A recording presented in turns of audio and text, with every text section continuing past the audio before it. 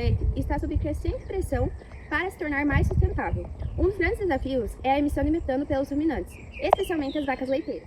Esse gás possui capacidade de aquecimento global 28 vezes maior que o dióxido de carbono e representa também uma perda de energia para o animal, já que parte da energia consumida na dieta é perdida em forma de gás metano.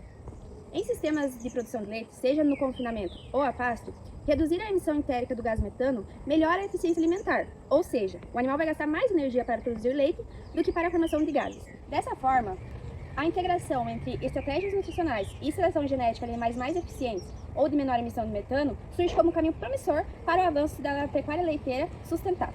Mas afinal, o que é o metano?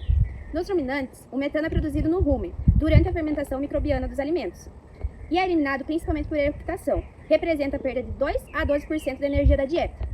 Na zootecnia, o metano é importante porque afeta a eficiência alimentar, o desempenho animal e as emissões ambientais, sendo um indicador importante para estudos na nutrição e no melhoramento animal.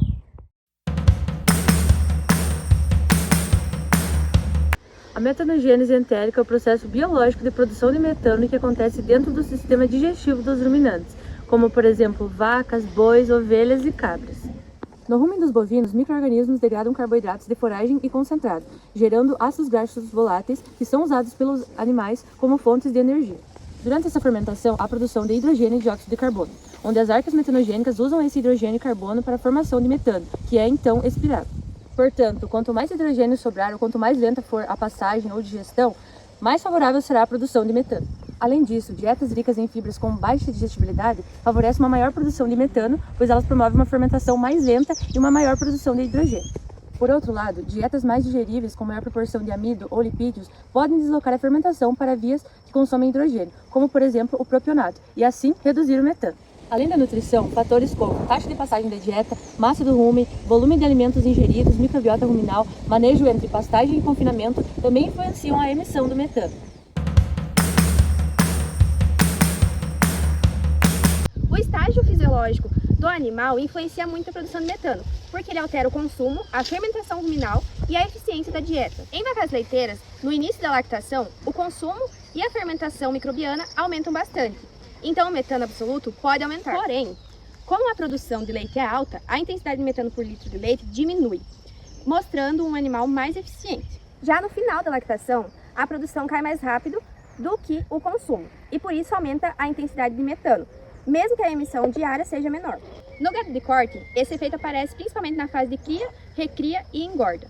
Bezerros mais jovens, em crescimento inicial, produzem pouco metano, pois comem menos e fermentam menos. Na recria, especialmente a pasto, os animais recebem uma dieta muito fibrosa e com digestão mais lenta, fazendo com que aumente a produção de metano, onde essa fase será a de maior emissão por dia. Na terminação, o resultado depende do sistema. Em confinamento, dietas ricas em concentrado geram menos metano por quilo de ganho de peso, porque o ganho é rápido e a fermentação é mais direcionada ao propionato. Já em terminação a pasto com muita fibra e crescimento mais lento, a intensidade de metano costuma ser maior. A gestação também interfere, pois matrizes de leite e de corte no final da gestação têm uma maior fermentação, mas como elas não produzem leite nem ganham peso rapidamente, a eficiência ambiental é menor. Assim, tanto na pecuária leiteira quanto na de corte, entender o estágio fisiológico é essencial para ajustar a nutrição e interpretar corretamente os valores de emissão. Estudos recentes revelam diversas estratégias com bons resultados. A inclusão de aditivos inibidores da metanogênese, como o 3-nitroxilpropanol, tem mostrado reduções de até 30% nas emissões do metano entérico em vacas leiteiras, e sem prejuízo na produção de leite. O aumento de lipídios ou óleos vegetais na dieta também apresenta um efeito positivo. Meta-análises indicam que a suplementação moderada de gordura reduz a emissão de metano por unidade de leite produzido. Contudo, é necessário ter cautela, pois o excesso de lipídios pode afetar a digestibilidade da fibra e também a ruminação.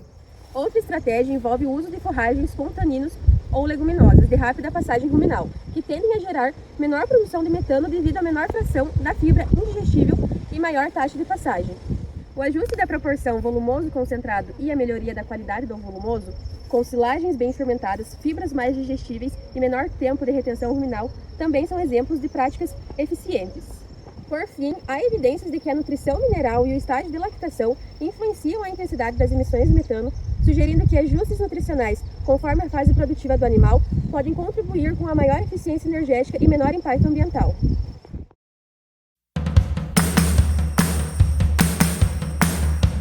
Oi pessoal, boa tarde. Com relação à utilização de lipídios para a formulação de dietas com o intuito de mitigar, de reduzir a produção de metano, a ideia é que o uso dos lipídios em substituição à parte das fontes de carboidratos solúveis modifique o processo de digestão ruminal e, consequentemente, reduza a produção de metano dentro do rumo. A gente não tem mais o conceito de lipídios na dieta, mas sim a gente passou-se a considerar a partir dessa edição do NASEM a proporção, a quantidade de ácidos graxos nas formulações de dietas de vacas leiteiras. Para ruminantes, para bovinos de corte, ainda segue o conceito do extrato etéreo, que engloba todos os tipos de lipídios presentes na dieta.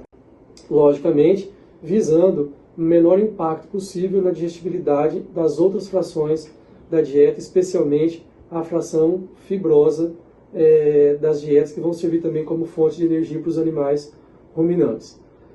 De modo geral, a recomendação prática é de que o percentual de extrato etéreo na dieta dos ruminantes não ultrapasse 7%. Mas para vacas leiteiras, especialmente de alta produção, a ideia é que a proporção de ácidos graxos insaturados, que é dada pela soma de ácidos graxos saturados e poliinsaturados, não seja maior do que 3% na dieta.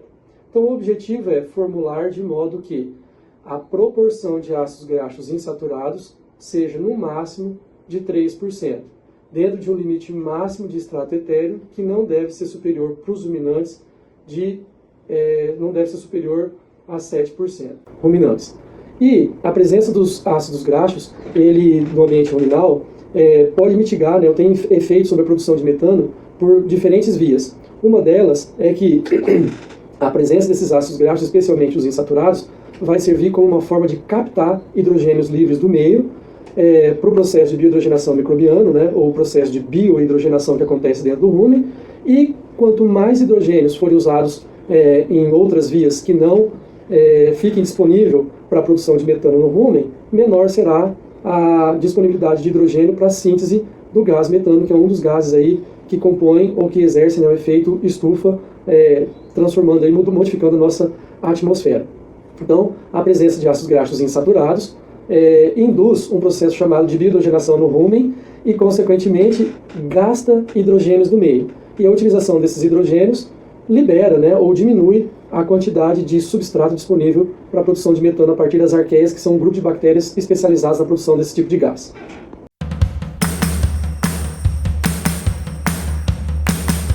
Pesquisas com a vaca da raça holandesa mostraram que existem variações herdáveis na produção de metano.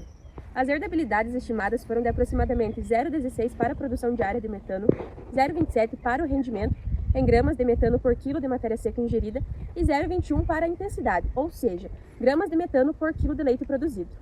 Isso significa que há diferenças entre os animais e que parte dessa variação pode ser transmitida geneticamente, ou seja, é possível selecionar vacas que emitam menos metano e sejam mais eficientes. Revisões recentes confirmam que essa variação realmente existe, mas ainda há desafios para aplicar isso na prática, como o custo das medições, a definição dos traços ideais para a seleção e cuidados com correlações genéticas negativas com a produção de leite. Em bovinos da raça Nelore usados para corte, também já foram observadas herdabilidades relevantes, cerca de 0,42 para metano diário e 0,21 para metano residual, mostrando que a genética brasileira tem potencial para avançar nessa área. Por isso, o caminho mais promissor é combinar diferentes critérios de seleção e índice multitraço, unindo eficiência alimentar, produção de leite e baixa emissão de metano. Assim, podemos desenvolver animais mais produtivos e ambientalmente sustentáveis, os chamados animais verdes, do futuro da pecuária. Uma lição importante é que não basta apenas dieta ou genética, o ideal é a combinação das duas coisas. Animais geneticamente mais eficientes ou de menor emissão, aliados a uma dieta bem formulada, podem reduzir significativamente a produção de metano.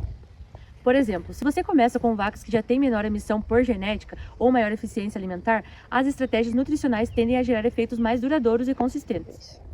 Além disso, ao formular dieta para vacas mais eficientes, o nutricionista deve considerar que animais com menor consumo de matéria seca ou maior eficiência alimentar estão entre os que naturalmente emitem menos metano por quilo de leite produzido. Portanto, a nutrição precisa estar alinhada com o perfil genético do rebanho, para que o sistema todo trabalhe de forma equilibrada e sustentável. E claro, um fator que complementa esse equilíbrio é a qualidade das foragens utilizadas na dieta. Foragens mais digestíveis e bem manejadas podem reduzir a produção de metano por meio de uma fermentação mais eficiente no rumen.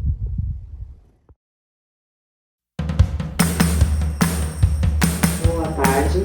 Então, pessoal, o impacto da qualidade da silagem na redução do metano, ela é bem importante, porque a gente tem estudos, né, que comprovam que as forrageiras, principalmente da família das leguminosas, reduzem a emissão de metano, né, nos animais que são alimentados com esse tipo de forrageira. Por quê? Porque essas plantas elas têm menor teor de fibra, têm melhor valor nutritivo na questão de proteína, células com menor teores de fibra que facilitam a degradação. Então, os micro-organismos ruminais vão ter acesso a um alimento de melhor valor nutritivo e conseguem transformar, né, esse alimento em energia rapidamente, sem grandes perdas. E isso faz com que, né, a eficiência microbiana ruminal ela seja aumentada. Portanto, né, a gente tem que buscar, então, dentro da área de pastagens, sempre ofertar alimentos com alto valor energético, né, valor em termos de proteína e redução nos teores de fibra. Então, pastos com idade ideal, com altura adequada, né, para que não ocorra aumento das fibras e, consequentemente, esse alimento permaneça mais tempo no rumen, tornando esse animal menos eficiente na transformação desse alimento, né, em produto animal.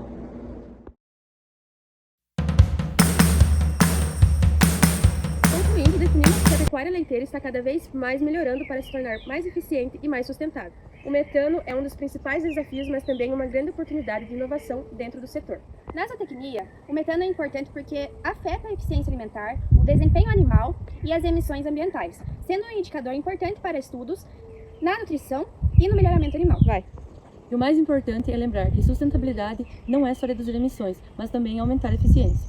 O Brasil vem avançando com políticas e compromissos ambientais, e nós, como futuros profissionais, temos papel fundamental nisso. Produzir leite de forma inteligente é produzir pensando no planeta.